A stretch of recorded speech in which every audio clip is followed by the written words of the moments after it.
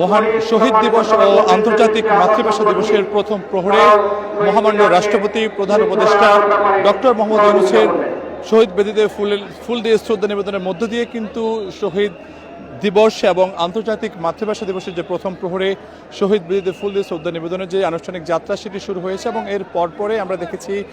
মহামান্য প্রধান বিচারপতি, নির্বাচন কমিশনার, তিন বাহিনীর প্রধান, ঢাকা বিশ্ববিদ্যালয় প্রশাসন সহ বিভিন্ন রাজনৈতিক দলের নেতাকর্মীরা কিন্তু এক এক করে শহীদ বেদিতে ফুল দিয়ে শ্রদ্ধা নিবেদন করছেন। মূলত 52 ভাষা আন্দোলনে যারা শহীদ হয়েছেন তাদের স্মরণ করে আজ রাত 12টা 1 মিনিটের পর থেকে এই শহীদ বেদিতে ফুল দিয়ে শ্রদ্ধা নিবেদন করছেন বিভিন্ন রাজনৈতিক দলের নেতৃবৃন্দ। এছাড়াও ফুল দিয়ে শ্রদ্ধা নিবেদন করেছেন অন্তর্বর্তী সরকারের উপদেষ্টা মণ্ডলী এবং ঠিক ঘড়িতে যখন 12টা 40 বাজে ঠিক এর পরপরই আমরা দেখেছি যে সর্বসাধারণের জন্য কিন্তু খুলে দেওয়া হয়েছে এই শহীদ মিনার। আমরা যদি দেখাই আপনাদের এর মধ্যে কিন্তু যারা বিএনসিসি সদস্যরা রয়েছেন তারা কিন্তু সেই শহীদ বেদিটি এর মধ্যে যাতে কেউ আর শহীদ বেদিতে না ওঠেন সেই জন্য তারা কিন্তু সব ধরনের নিরাপত্তা জোরদার করছেন। আরেকটি বিষয়ে জানিয়ে রাখি আপনাদের শহীদ বেদিতে ঠিক 11টা 59 আমরা দেখেছি মহামান্য রাষ্ট্রপতি তিনি কিন্তু এসেছেন এবং এর পরপরই রাত 12টা 10 আমরা দেখেছি অন্তর্বর্তী সরকারের যিনি প্রধান উপদেষ্টা ডক্টর মোহাম্মদ ইউনূস তিনি এসেছেন এবং এর পরপরে আমরা দেখেছি মহামান্য প্রধান বিচারপতি এবং অন্তর্বর্তী সরকারের যে সকল উপদেষ্টা রয়েছেন তারা কিন্তু এসে এক এক করে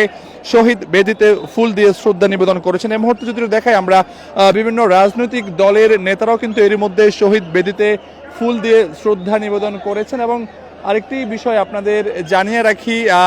দেখতে পাচ্ছেন যে পুরো যে শহীদ বেদি সেই শহীদ বেদি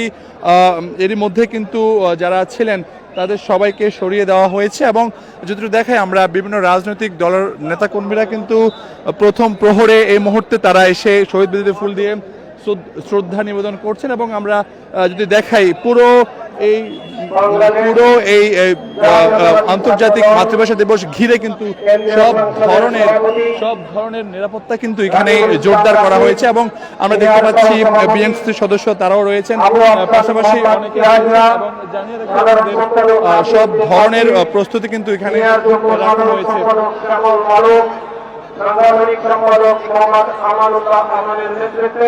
দর্শক জানিয়ে রাখি এখানে তিন বাহিনীর প্রধান যারা তারাও কিন্তু ফুল দিয়ে শ্রদ্ধা নিবেদন করেছেন। জানিয়ে রাখি প্রথমে কিন্তু শহীদ বেদিতে ফুল দিয়ে শ্রদ্ধা নিবেদন করেছেন মহামান্য রাষ্ট্রপতি, এরপরে ফুল দিয়ে শ্রদ্ধা নিবেদন করেছেন অন্তর্বর্তী সরকারের প্রধান উপদেষ্টা ডক্টর মোহাম্মদ ইউনূস, এরপর ফুল দিয়ে শ্রদ্ধা নিবেদন করেছেন মহামান্য প্রধান বিচারপতি, অন্তর্বর্তী সরকারের উপদেষ্টা মণ্ডলীর সদস্যরা এক এক করে বিভিন্ন পর্যায়ে যারা রয়েছেন রাজনৈতিক দলের নেতাকর্মীরা তারা কিন্তু এসে এক এক করে ফুল দিয়ে এখানে শ্রদ্ধা নিবেদন করছেন। দর্শক আমরা দেখতে পাচ্ছি এখনো বিভিন্ন পর্যায়ের যারা রয়েছেন তারা কিন্তু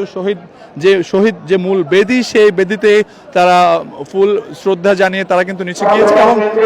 যদি এ পাশে দেখাই আমরা এখানে বিভিন্ন ছাত্র সংগঠন, রাজনৈতিক সংগঠন, সামাজিক সংগঠনের নেতৃবৃন্দ যারা রয়েছে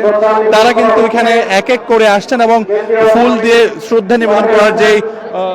যে নিয়ম সেই নিয়ম জানিয়ে রাখি আপনাদেরকে জানিয়ে রাখি এক এক করে কিন্তু সবাই কিন্তু শহীদ বেদিতে ফুল দিয়ে শ্রদ্ধা নিবেদনের যে দীর্ঘ সারি সেই সারি কিন্তু আমরা এর মধ্যে এখানে দেখতে পাচ্ছি। একটি বিষয় আপনাদের আমরা জানিয়ে রাখি শহীদ শ্রদ্ধা নিবেদন করেছেন।